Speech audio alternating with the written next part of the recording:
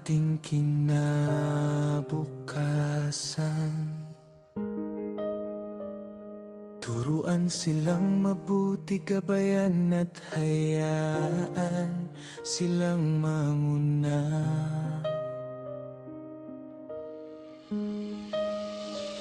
Ipakita sa kanila ang lahat ng kagandahang taglay nila sa loob. Bigyan sila ng suporta, isang pakiramdam ng pagmamalaki upang gawing mas madali.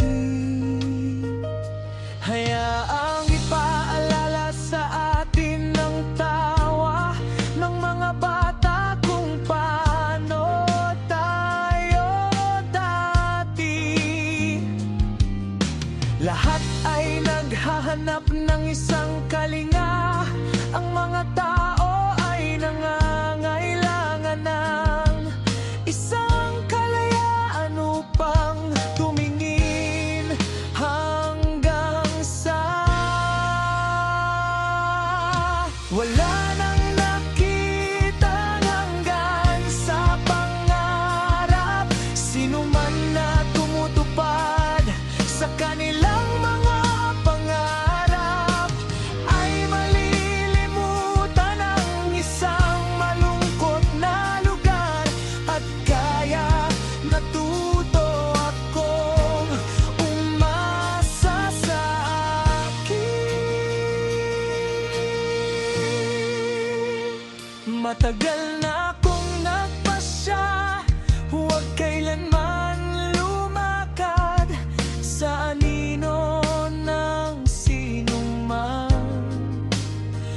Kung mabigo ako, kung magtagumpay ako, ang importante mabubuhay ako ayon sa paniniwala ko.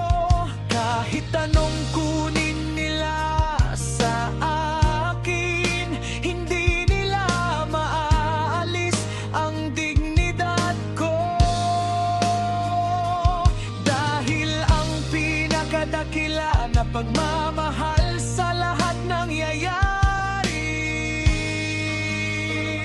sa akin. Natagpuan ko ang pinakadakila, pagmamahal ng lahat sa aking kalooban.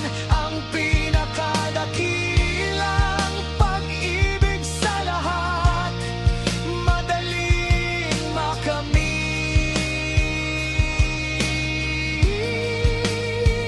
Pag-aalan na mahalin ang iyong sarili, ito ang pinakadakilang pag-ibig sa lahat.